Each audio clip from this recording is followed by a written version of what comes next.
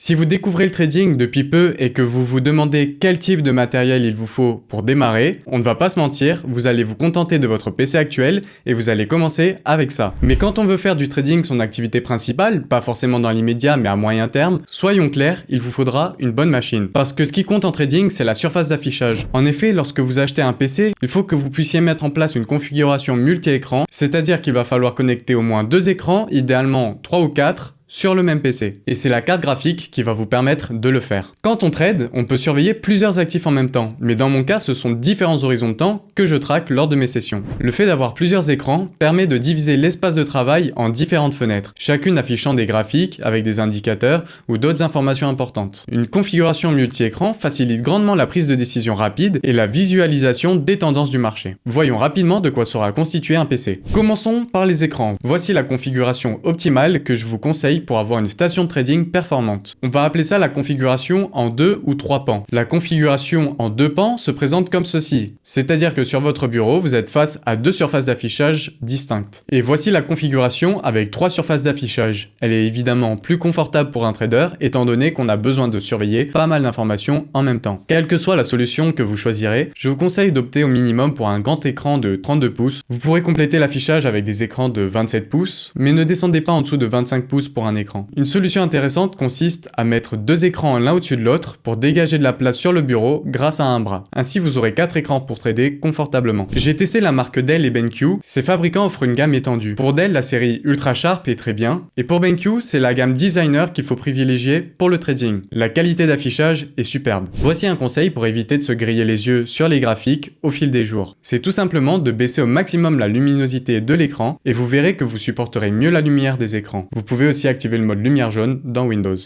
Parlons un peu de l'ergonomie de votre bureau. Il va de soi qu'une bonne chaise est recommandée pour trader. On passe des heures face aux écrans et ce n'est pas du superflu que d'investir dans une bonne assise. Je vous déconseille de prendre une chaise gamer, elles sont design mais peu confortables. Il vaut mieux privilégier les chaises de bureau du type ergonomique, comme propose la marque Herman Miller qui va se placer dans la partie haut de gamme. Rassurez-vous, il existe des chaises ergonomiques bien moins chères que ce type-là. Ikea par exemple en propose entre 250 et 300 €. Si vous pouvez vous le permettre, avoir un bureau assis debout est une solution intéressante. Ça vous permet de changer de posture régulièrement et de veiller à ce que le corps reste en bonne forme pour ne pas avoir de douleurs musculaires. Ikea en propose avec des plateaux de votre choix. Et même pour aller un petit peu plus loin dans le confort du trading, je vous conseillerais de prendre une souris qui a la molette qui est décrantable, comme ça vous permet de passer les graphes beaucoup plus vite. Moi je sais que je m'en sers très souvent pour le backtest par exemple. Il faut aussi penser à la connexion internet. Il faut qu'elle soit de préférence rapide et fiable. Un décalage ou une interruption de la connexion peut avoir des conséquences pour un trader. Il est donc essentiel d'investir dans une connexion de qualité et si possible d'avoir une solution de secours en cas de panne avec son téléphone en faisant un partage de connexion. Voyons maintenant comment faire pour trouver un PC qui soit performant pour trader. Pour acheter un PC, soit vous vous tournez vers des marques comme Dell, Asus ou HP, et là vous prenez un ordinateur dont les composants sont assemblés en usine. C'est une bonne solution si vous ne voulez pas vous embêter. Soit vous achetez un PC à assembler chez un vendeur comme Materiel.net, Top Achat ou encore LDLC. C'est une autre solution qui vous permet de customiser votre PC selon vos souhaits. Allons voir chez Dell qui propose 3 gammes de PC, on va regarder la gamme Inspirion. Prenons ce PC Dell Inspirion à 568 € comme exemple. Au début de la vidéo, je vous disais que ce qui était important pour un PC de trading, c'est sa capacité à piloter plusieurs écrans grâce à la carte graphique. Dans le cas de ce PC, on voit que la carte graphique est une Intel UHD 730 et en fait ce n'est pas une carte graphique physique. C'est une carte graphique qui est intégrée dans le microprocesseur qu'on voit ici et qui s'appelle Intel Core i5 13400. Nous, ce dont nous avons besoin, c'est une carte graphique de ce type-là avec des sorties HDMI ou DisplayPort pour pouvoir y brancher les écrans, de préférence au moins 4. Maintenant, si on regarde les caractéristiques de ce PC-là, on voit que c'est une carte graphique physique de la marque Nvidia avec la référence 3060 qui est largement suffisant pour trader. Les 16 Go de mémoire vive sont parfaits, ainsi que le SSD de 512 Go pour le stockage de données. Ça fait un PC à 1250 € avec Windows qui est installé dessus. Vous le recevez, prêt à trader. Allons voir les caractéristiques du PC. On voit qu'il a une carte Wi-Fi, ce qui est important pour se connecter à son smartphone en cas de panne internet. Et là, il précise que les ports HDMI et DisplayPort ne sont pas disponibles sur les modèles équipés d'un processeur Intel i7 ou d'un processeur Intel i5. Il précise bien que pour se connecter à un écran avec ces processeurs, il est nécessaire d'acheter une carte graphique séparée. C'est bien le cas dans cette configuration avec la carte graphique Nvidia, donc pas de souci. On se rend maintenant sur Top Achat pour voir comment configurer son PC avec l'assistant de configuration. Cet assistant permet de construire votre PC à la carte selon vos besoins. Je vais juste vous montrer comment ça fonctionne parce que c'est vrai qu'il faut un petit peu s'y connaître en informatique